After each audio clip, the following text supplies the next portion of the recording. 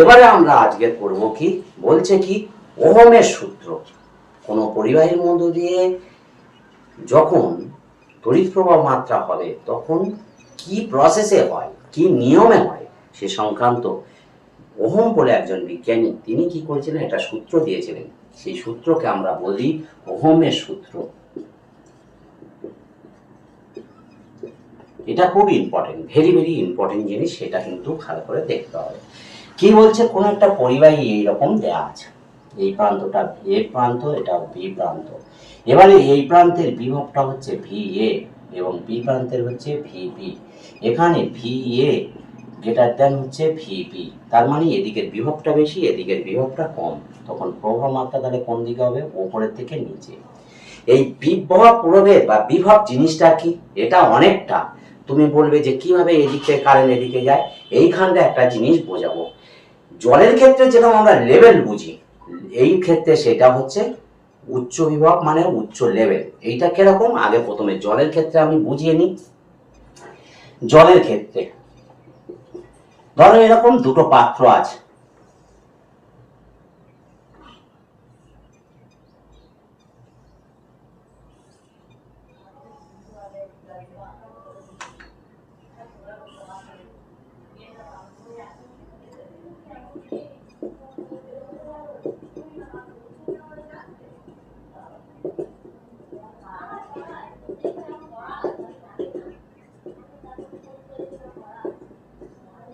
এবার বলছে দেখো এখানে পরিষ্কার, এখানে সরু পাত্র, এটা মোটা পাত্র, এদের যুক্ত করে দেওয়া আছে। এখানে দেখবে এর যে পরিমাণ সরু, যে পরিমাণ জল আছে এর থেকে কিন্তু এখানে বেশি পরিমাণ জল আছে। তা সত্ত্বেও কি হবে, যখনই এর মুখটা আমরা এখানে ধরো একটা চাবি দিয়ে আটকে দিলাম, চাবিটা এবার তুলে নিলাম, নিলে কি হবে, দেখবে জল এদিক থেকে এদিকে প্রবাহ হবে। তার কারণ এদিকে জল বেশি থাকা সত্ত্বেও কিন্তু লেভেলটা সমান হচ্ছে না।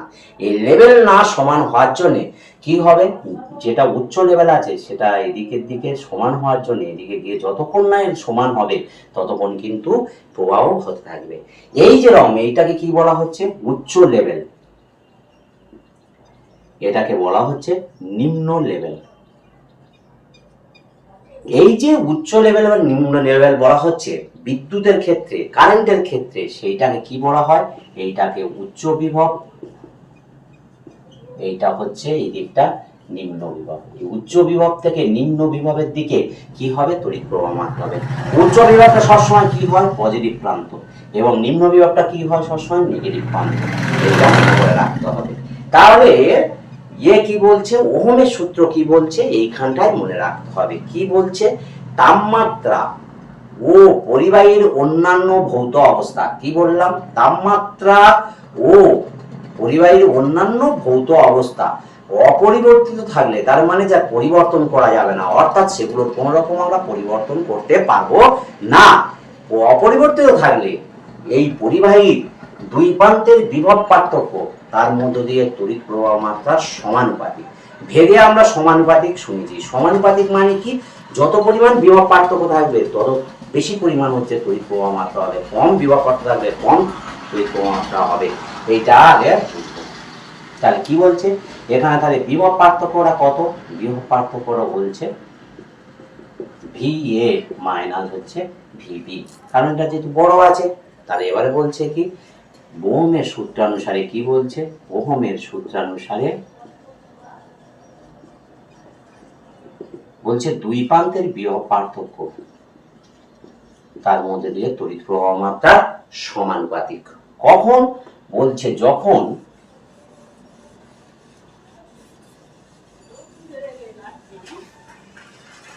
যখন তাপমাত্রা ও পরিবাহীর অন্যান্য ভৌত অবস্থা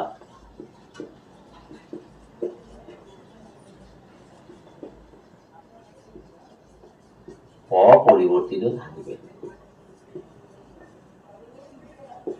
এইটা মনে করে রাখতে হবে, অপরিবর্তিত থাকবে, এই পার্থক্যটা হয়।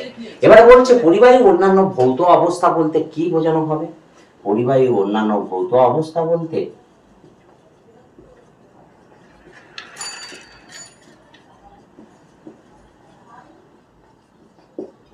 একে পরিবাহীর কি করব দৈর্ঘ্য, তার মানে পরিবাহীটা কত বড়, কিরকম, এরম বড় না এরম ছোট, সেটার উপরে এইটা হচ্ছে পরিবাহীর দৈর্ঘ্য। দ্বিতীয়, পরিবাহীর প্রস্থ হচ্ছে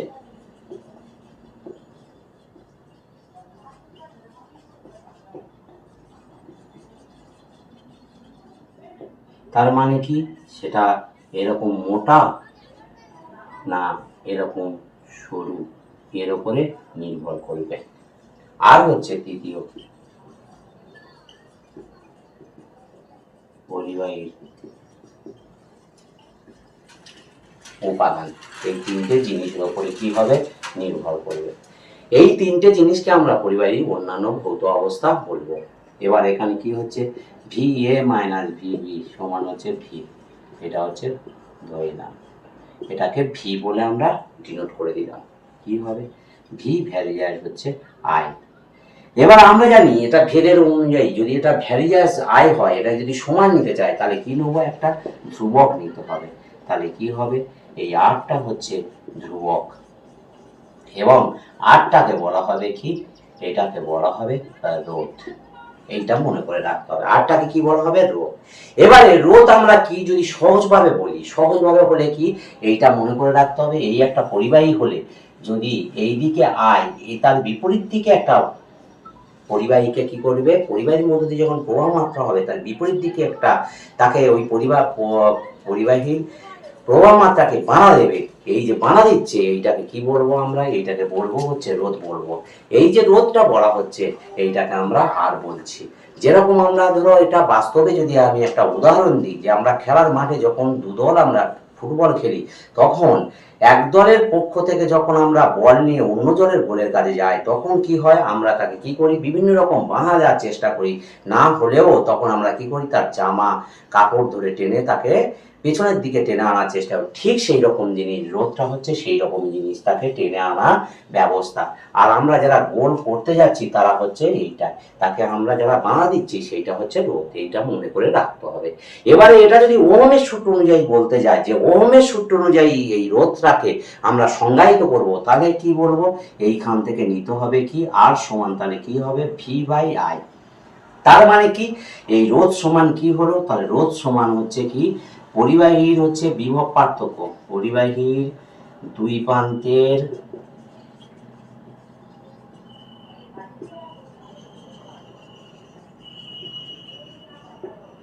বাই হচ্ছে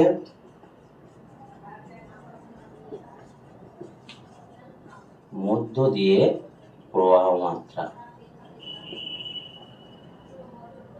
তাহলে কি বলছে এই যে রোধটা সমান, তাহলে কি হচ্ছে পরিবাহী, তাহলে এইটাই হচ্ছে সংজ্ঞা। ওহমের সূত্র জানি সংজ্ঞা কি বলবো, যে কোনো পরিবাহীর দুই প্রান্তের বিভব পার্থক্য ও ওই পরিবাহীর মধ্যে দিয়ে প্রবাহ মাত্রার অনুপাতকে আমরা কি বলবো হচ্ছে রোধ বলবো।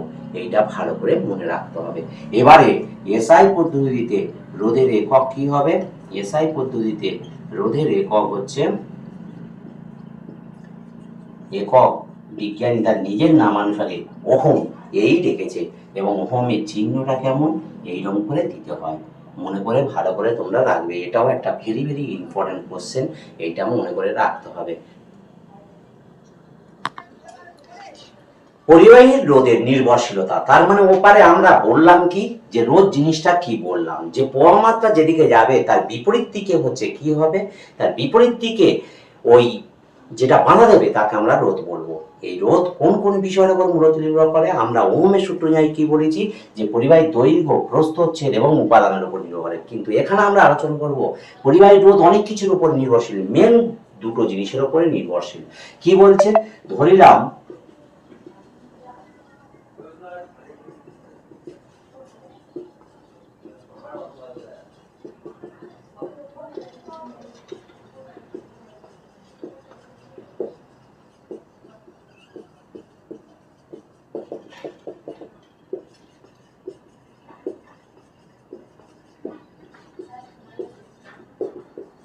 কি বলছে পরিবাহীর রোধ বলছে পরিবাহীর রোধ হচ্ছে কোন কোন বিষয়ে, পরিবাহীর দৈর্ঘ্য, দৈর্ঘ্য ইংরাজিতে কি বলছে লেন্থ, এই লেন্থ বলছে হলে আর এলটা আমরা নিচ্ছি, পরিবাহীর প্রস্থচ্ছেদ মানে ক্ষেত্রফল ইংরাজিতে বলা হয় এরিয়া, ওই জন্য এখানে এ দেওয়া হয়েছে, পরিবাহীর রোধ রেজিস্ট্যান্স অর্থাৎ আর, আর দিয়ে ওই জন্য ডিনোট করা হয়েছে। বলতে দুটো জিনিসের উপর মূলত নির্ভরশীল, বলছে পরিবাহীর রোধটা আর রোধটা কার উপরে, বলছে তার দৈর্ঘ্যের সঙ্গে হচ্ছে সমানুপাতিক, যখন কি বলছে এ হচ্ছে ধ্রুবক, তার মানে কি এইটা আমি ভালো করে বোঝাই, যদি ক্ষেত্রফল তার একই থাকে, অর্থাৎ এইরকম একটা তার, তার ক্ষেত্রফলটা একই, এই তারের রোধ আর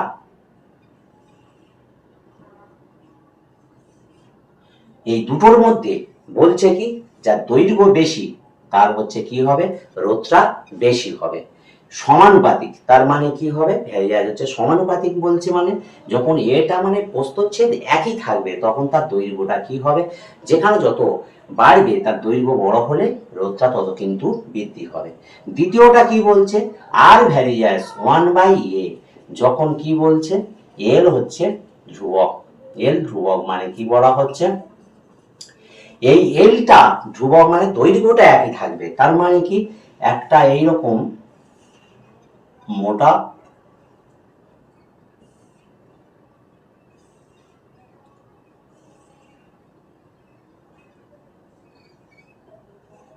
এদের দুজনের দৈর্ঘ্যটা একই, কিন্তু দেখো এ বেশি মোটা, এ বেশি হচ্ছে তার তুলনায় এ হচ্ছে সরু।